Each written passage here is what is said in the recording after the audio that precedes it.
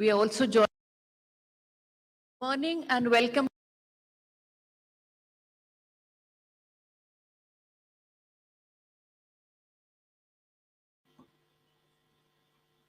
Good morning and welcome to this press conference by Election Commission of India. Seated before you are the Chief Election Commissioner of India, Shri Rajiv Kumar ji. To his right is Election Commissioner Shri Anup Chandra Pandey ji. To his left is Election Commissioner Shri Arun Goyal ji.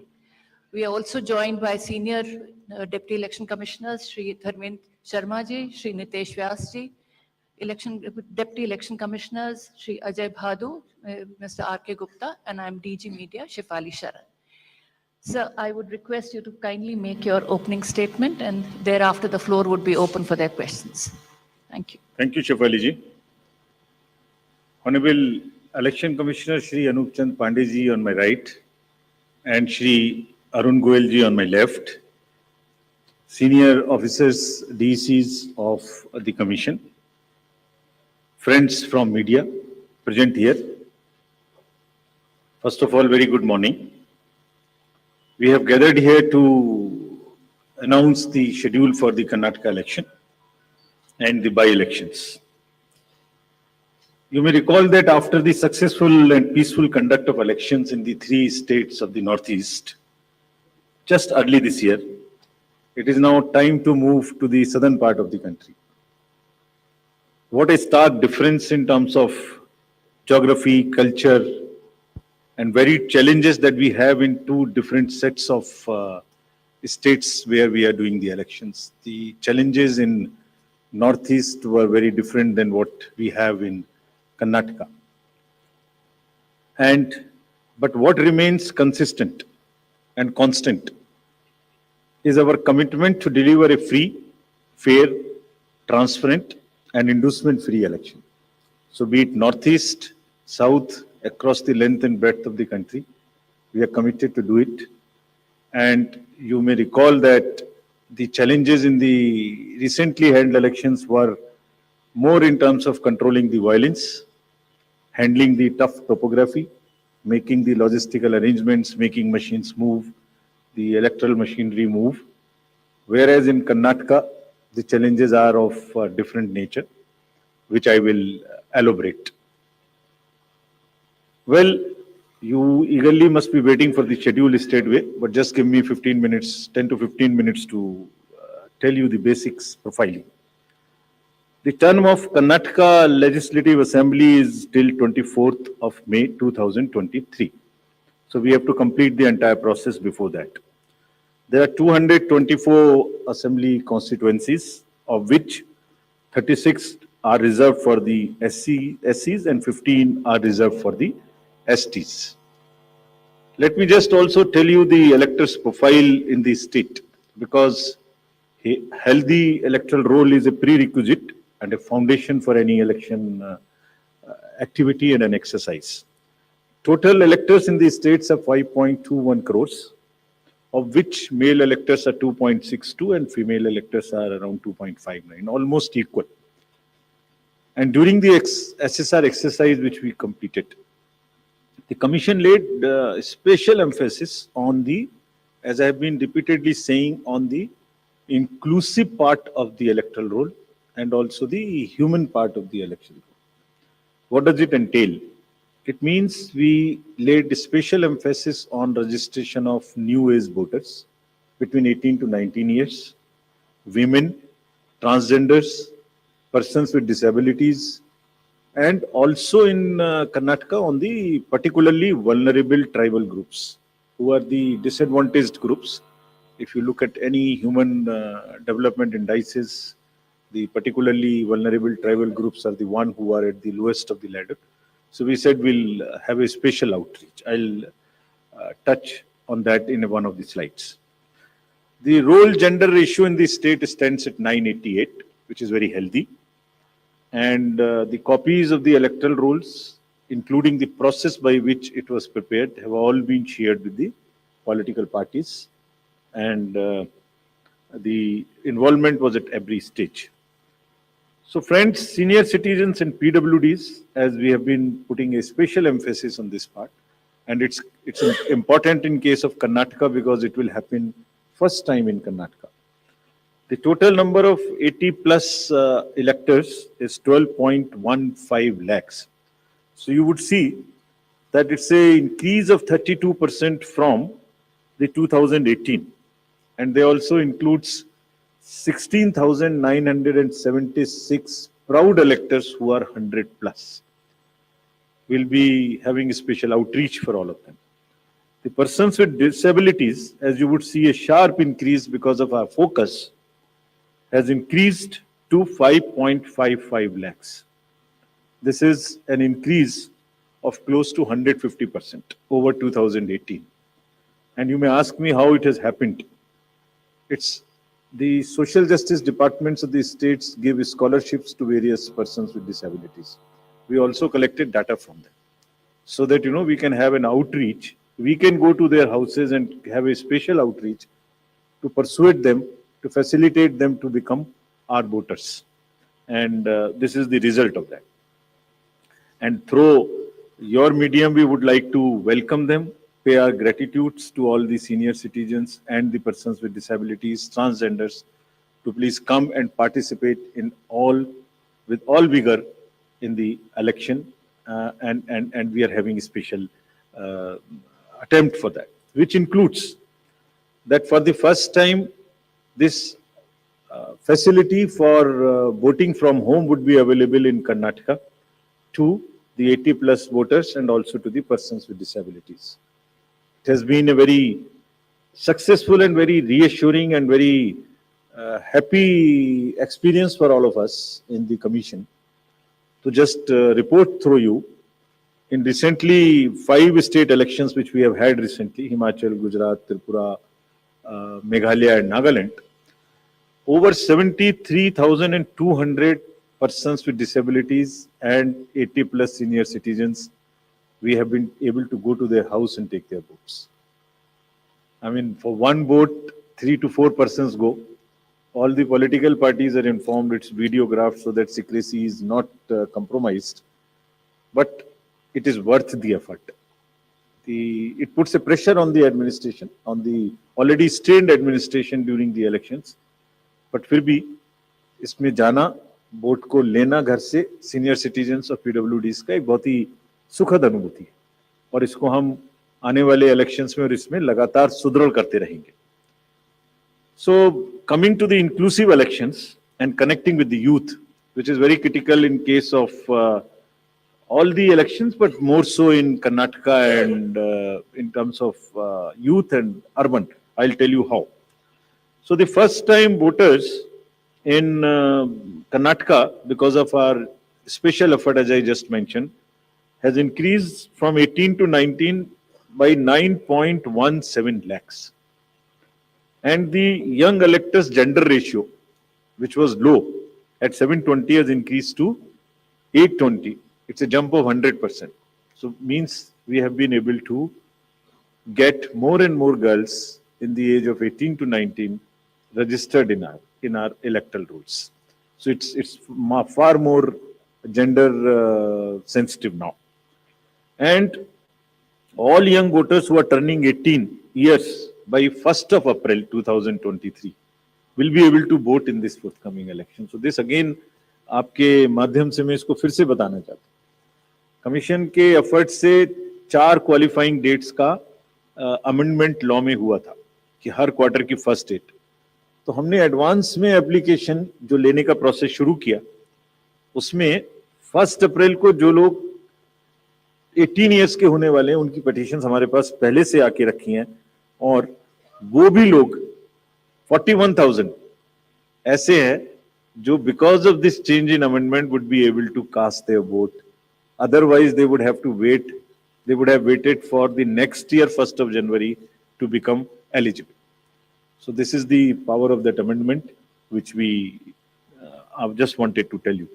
And youth participation in the electoral process, as you know, brings in the required energy and rhythm, yielding to a more vibrant and argumentative electoral process, participative electoral process, which is again a very healthy sign for the democracy. And as our National Voters Day theme was, there is nothing like voting. So this is what we are popularizing amongst the youth, and through you also requesting that when we have taken so much of effort to make them voters, let them also respond by coming to the polling stations on the date which we'll announce now. Coming to the particularly vulnerable tribal groups, as are again a human face and an inclusive agenda for the electoral rolls. The purity and the inclusiveness and the health of electoral rolls is one of the focus of the Commission, more so this year. So there are two PVTGs in Karnataka, Jenu-Kurba and Koraga tribes. And the total population is 46,852 and 18 plus is 30,507. And you would be happy to know that we have been able to enroll 100%. Primitive, these two PVTGs. और इनके लिए 40 ethnic booth भी हम बना रहे हैं ताकि वो अपने वैल्यू में अपने तरीके से they feel happy participating in our elections. Similarly, for transgenders, total transgenders in the state as per the records of the department concerned is 42,756, and we have been able to enroll through our outreach in our process 41,312, which is again almost complete. कुछ ऐसे भी लोग हैं जो अपने आप को electoral role में एज ट्रांसजेंडर मार्क नहीं कराना चाहते. हमारी उनसे अपील है कि अगर ऐसे कुछ लोग छूट गए तो जिस फॉर्म में जिस सेंसिटिविटीज के साथ वो अपने आप को अटैच मार्क कराना चाहते हैं, हम उसमें एक कदम उनसे आगे बढ़ के उनकी मदद करेंगे और उनको ऐड करेंगे. Now after voters to give you a feel and a overview of the polling stations. There are 58,282 polling stations in the state of Karnataka, of which 20,866 are urban. And I'll tell you what special efforts are required for these urban area polling stations. Average electors per polling stations comes to 883, and we'll be doing as usual the 50% webcasting, which comes to 29,140. On all these sensitive booths which have been identified, we take 4-5 measures. Either they would be a CAPF, or there would be webcasting, or there would be a micro observer. It's a combination, and cumulatively, through a combination of all of this, we tend to put more vigor and vigil on the sensitive booths. For enhanced voter experience, how do we ensure that voters feel happy, want to come to the booth and take part in the festival of democracy? There would be close to 1,320 polling stations which would be managed exclusively by the women. ये भी उनके हर election में हम कर रहे हैं, उनके एक एम्पावरमेंट का भी पार्ट है. There is a feeling that yes, we can do it, and election exercises in the even remote places. There were booths in the recently held elections which were all managed by the women, including the security personnel. और इसी तरीके से 240 polling stations would be model polling stations, जिसमें eco friendly और green booths उनको बनाएंगे. और ये भी एक नया प्रयास शुरू किया है कि जब यूथ नहीं आते हैं वोटिंग में, तो हम पोलिंग स्टेशंस को भी अपने यूथ जो एम्प्लॉयज हैं उनसे मैनेज करें. तो जो भी यंगेस्ट एम्प्लॉयज हैं, जिस डिस्ट्रिक्ट में जो भी अपॉइंटमेंट्स रिसेंट हुए हैं, उन्हीं को ट्रेन करके उनको भी एम्पावर कर रहे हैं. तो इसलिए 224 such booths would be set up, which would be managed by only the youngest possible the employees of the government, and 100 booths would be managed purely by the persons with disability. We have started another attempt from the last 3 elections, which is an ongoing effort, that we want to make now the availability of AMF almost permanent in all these schools. And here in Karnataka, we are progressing quite well. As you would see on the slide, we are almost 98-97% in terms of all the parameters which are ramps, toilets, electricity.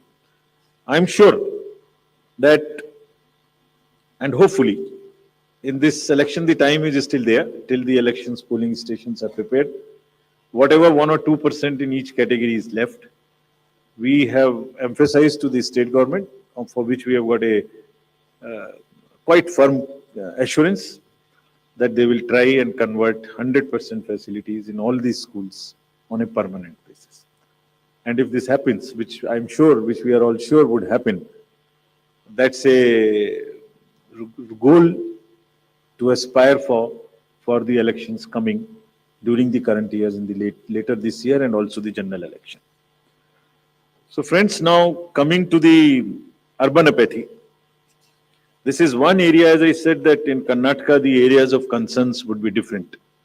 So urban apathy is one, and money power is another, which will come to after this. So in urban apathy, the total voter turnout in the state is 72.4 in 2018. Against this, as you know, the overall country, if you look at the 2019 general elections, तो जो 20 top के constituencies हैं जिनमें सबसे कम voting हुई, उनमें से 9 urban area में, इसके नाम यहाँ दिए हैं, मैं ज्यादा नहीं पढ़ना चाहता, but they are in the top 20. And if you look at the Karnataka, तो जहां 72% वोटिंग है, वहां बेंगलोर के साउथ, नॉर्थ, सेंट्रल और बंगलौर में वो वोटिंग काफी कम है. 57, 51, 53, 55, 57 as against 72. And another disturbing trend is that it is reducing even from the earlier election, 2013 election. It was even more in 2013. It is reduced in 2018. So when we went there, we did call a large number of universities, students, and talk to them. And then we also decided that in addition to the awareness activities like the electoral literacy clubs and the voluntary action forums, we'll also do because the Karnataka and Bangalore happens to be the knowledge city and the IT city of the country. So why don't we take advantage of their expertise?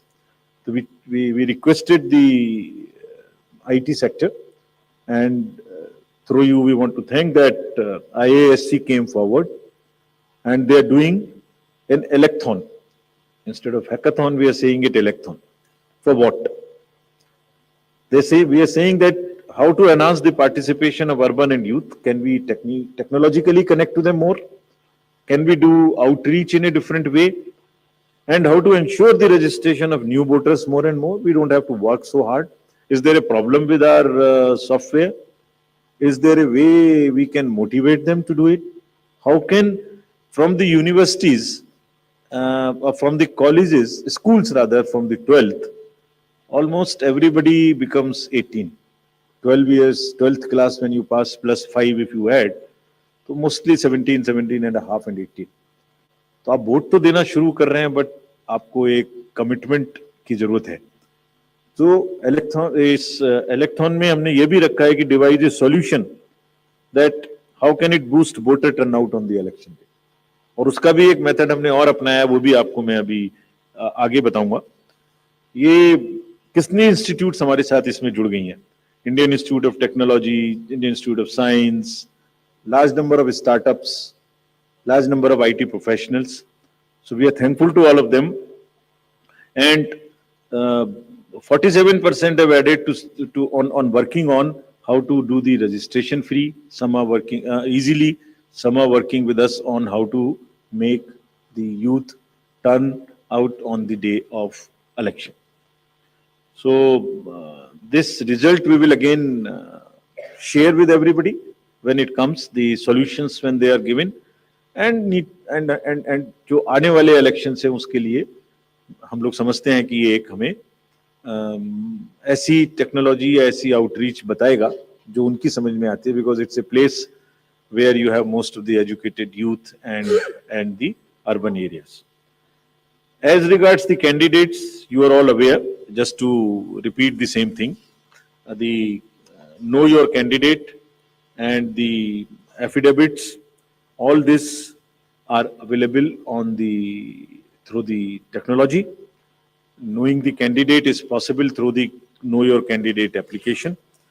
And for political parties, these applications are uh, helping them to file the nominations online and to also apply for the entitlements which they have in terms of passes or in terms of booking the grounds for the election rallies, etc. And it is all strictly, everyone has been instructed to follow first in, first out principal.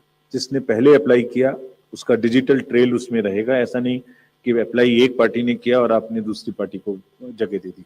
नहीं, it is a fair and level playing field which they have to ensure.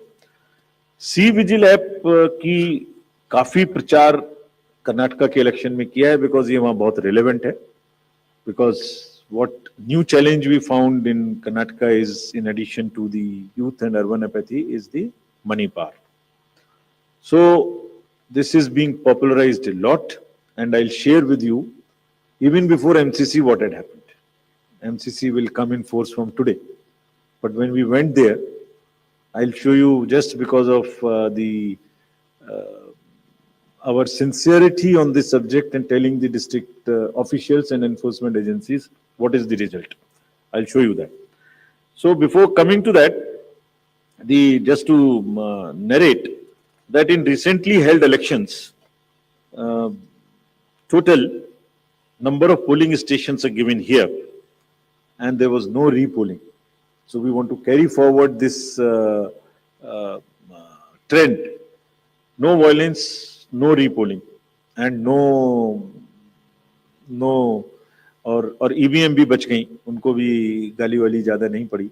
सो मतलब उसी चीज को आगे बढ़ाने हुए हमने वहां काफी कोशिश की है कि जितने भी पोलिंग स्टेशन हैं उनमें आप ऐसे प्रोसेसेस को अपनाएंगे. District magistrates are on the job that they make the experience for the voter very good, so that they are encouraged to come.